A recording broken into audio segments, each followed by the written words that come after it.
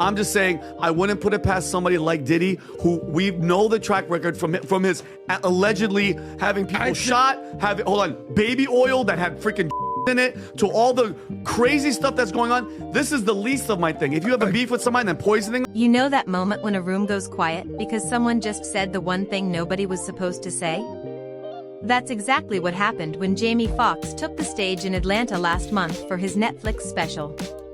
Except this time, instead of a room, it was the entire entertainment industry holding its breath. Let's be real, we all knew Jamie had been through something last year. The mysterious hospitalization. The cryptic social media posts. The way he vanished for weeks and then reappeared like a man who'd seen things he couldn't unsee. But what nobody expected, what nobody was prepared for, was that Jamie wasn't just going to talk about his health scare. He was going to drop a name. The name.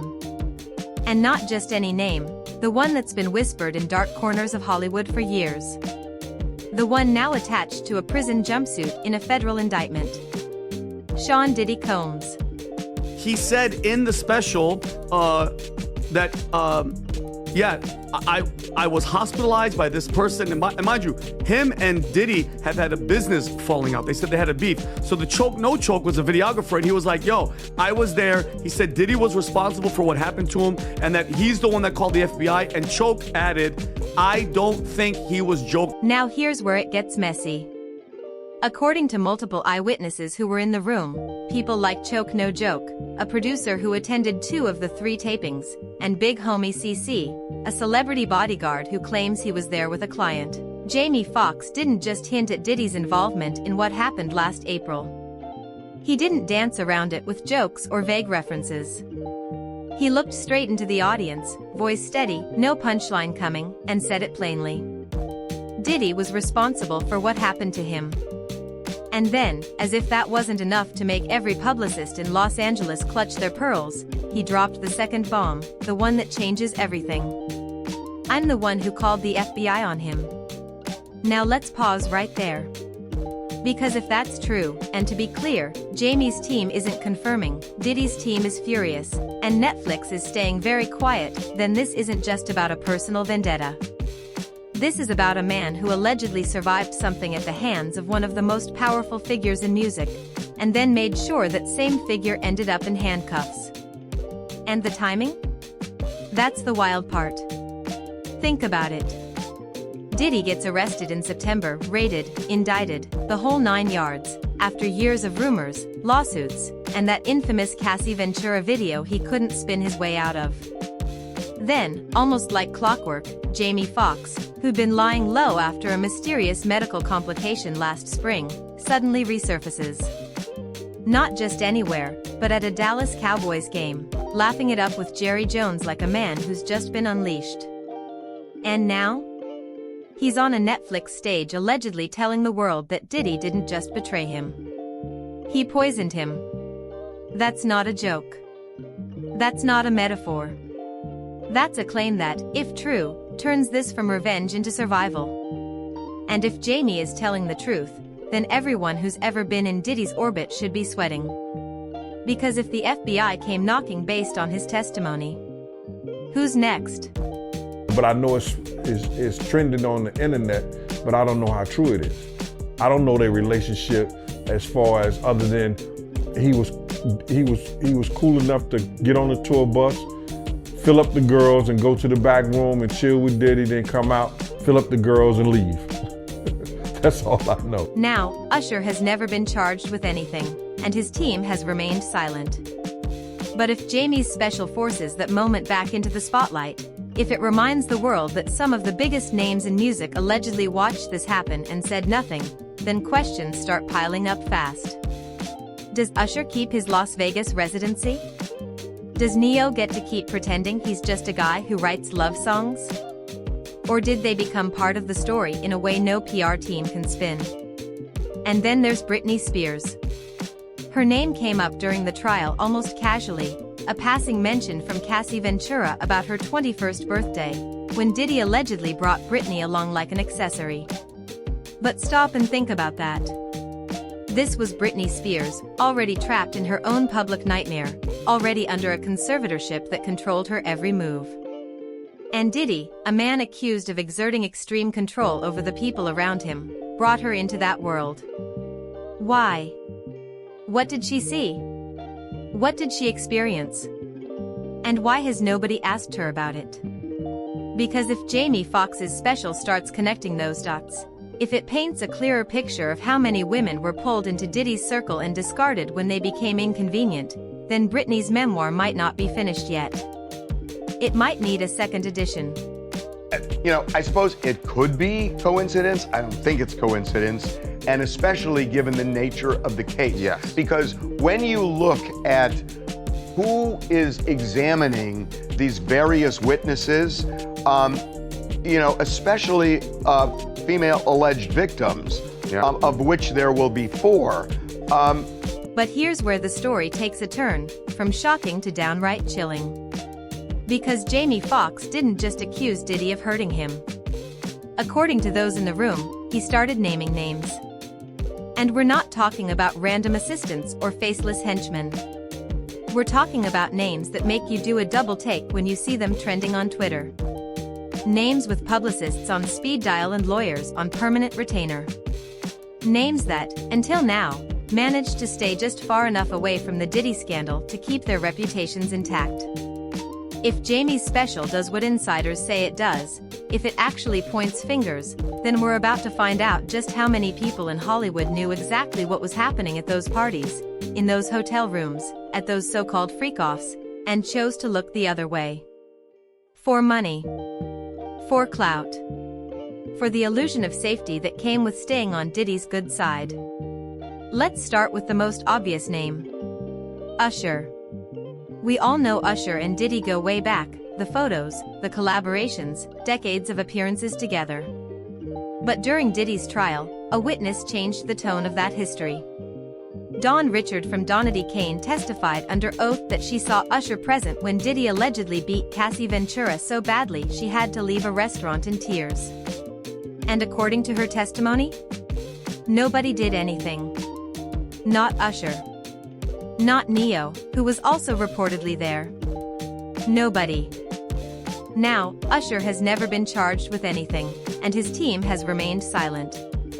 But if Jamie's special forces that moment back into the spotlight, if it reminds the world that some of the biggest names in music allegedly watched this happen and said nothing, then questions start piling up fast. Does Usher keep his Las Vegas residency? Does Neo get to keep pretending he's just a guy who writes love songs? Or did they become part of the story in a way no PR team can spin? And then there's Britney Spears. Her name came up during the trial almost casually, a passing mention from Cassie Ventura about her 21st birthday, when Diddy allegedly brought Britney along like an accessory.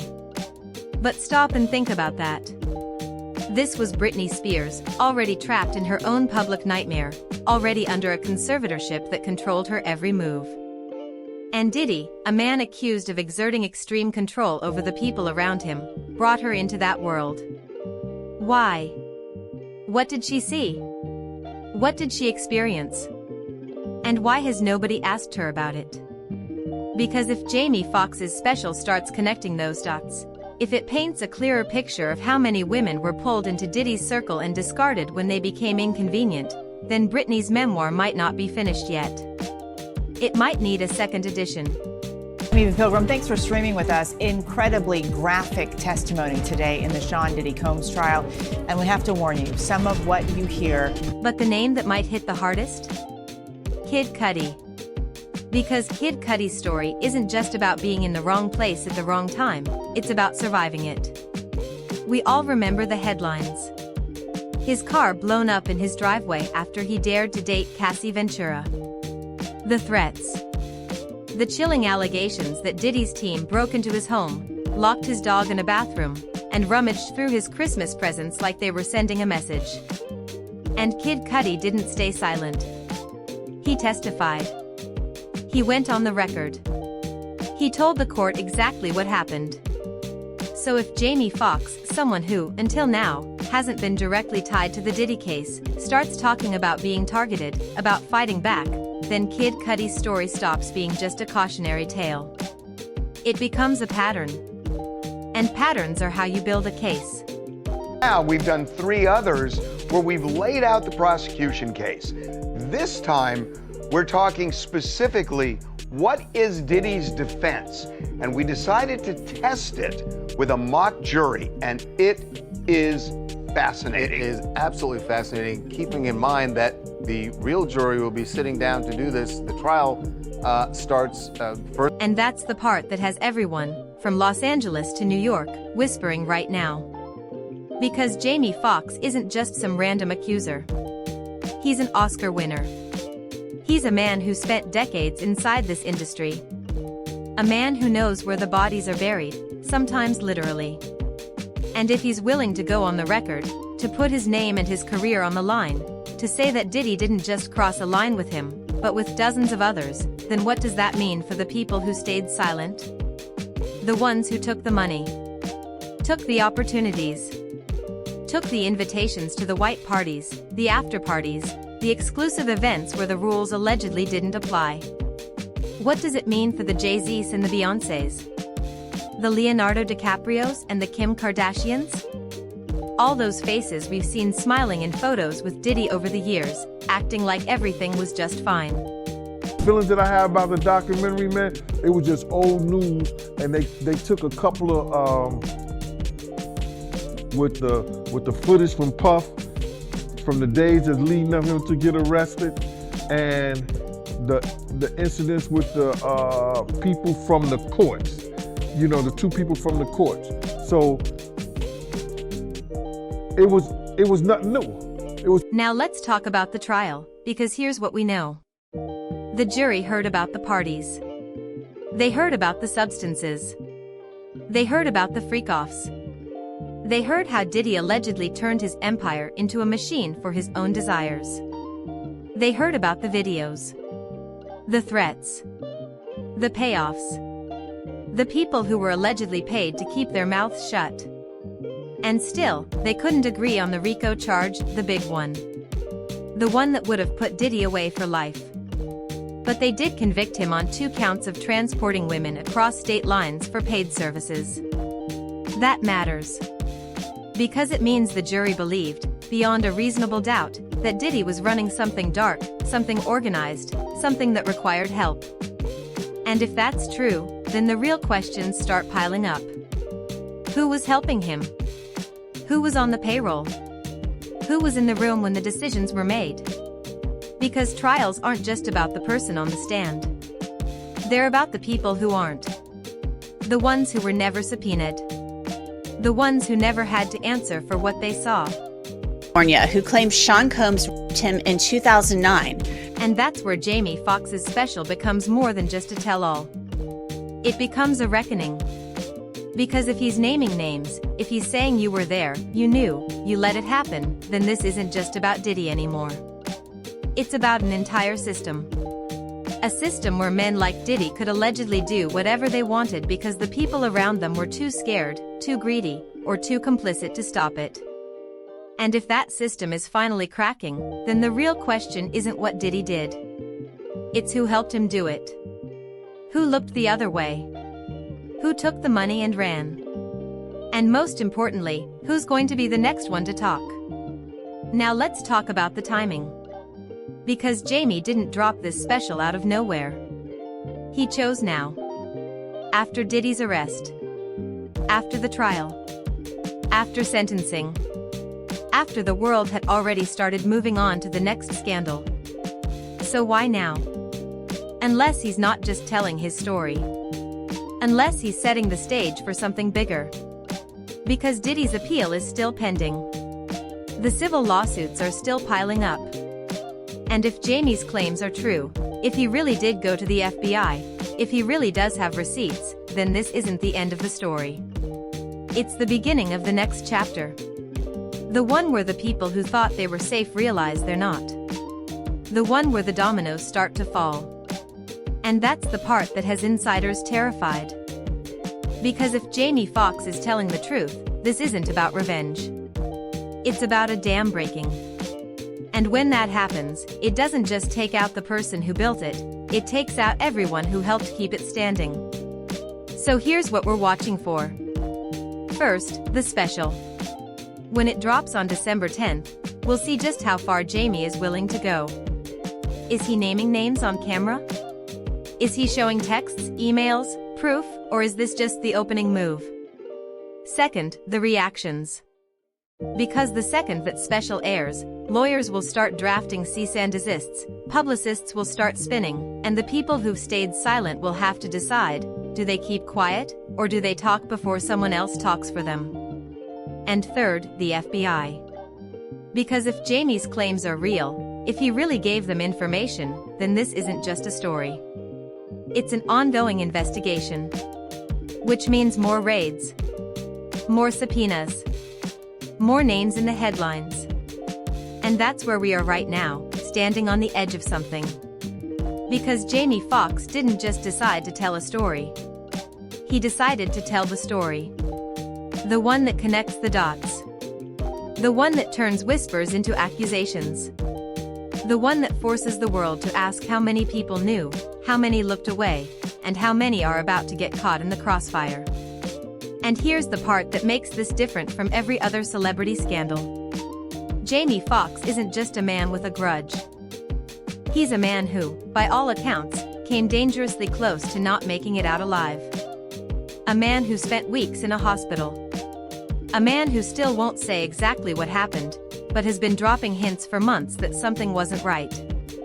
And if he's telling the truth, if Diddy really did try to silence him permanently, then this isn't about revenge. It's about survival. It's about making sure the next person pulled into that world has a way out. And if that means burning the whole thing down? Maybe that's the point. So buckle up. Because December 10th isn't just the release date of a Netflix special. It's the day we find out how deep this really goes. And trust me, nobody is ready for what comes next. Well, what I feel about the documentary, they left a whole lot of key things out. If they was going to do something and they're going to say in the reckoning of Sean Combs, the reckoning, or Diddy, the reckoning and stuff like that, it should have been a lot of people that we lost because of him. So what if the real scandal isn't what Diddy did, but what everyone else let him get away with? Because let's be honest, we've all heard the stories. The parties. The whispers. The way certain names keep popping up in lawsuits, then disappearing just as fast. But here's the thing, Terrence Howard didn't just hint at it. He didn't dance around it with vague metaphors or Hollywood doublespeak. He sat down for an interview and laid it out, raw. When Terrence Howard talked about the man card, about what happens when you give up something you can never get back, he wasn't just talking about himself. He was talking about an entire industry. An industry where you show up to a party, see things no human being should ever see, and then smile for the cameras like nothing happened. An industry where the price of admission isn't just your silence. It's your soul. Now let's talk about the names we haven't heard enough about.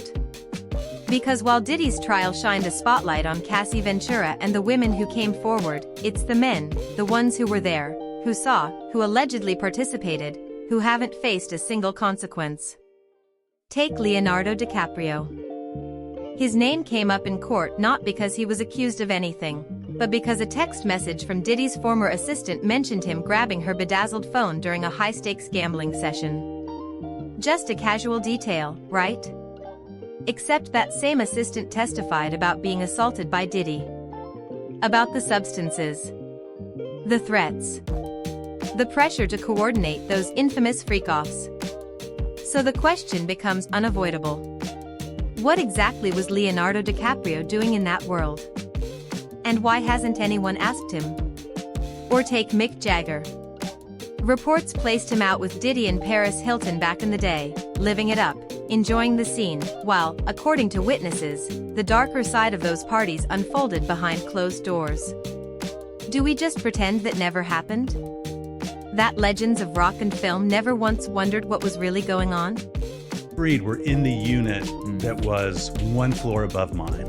So in terms of like the setting, it's a fairly decent chance that the room I'm describing is similar to where Diddy Interesting. is. Yeah. And then there's the present. Because while Diddy sits in a prison cell, the people who allegedly enabled him are still thriving. Usher is headlining residencies.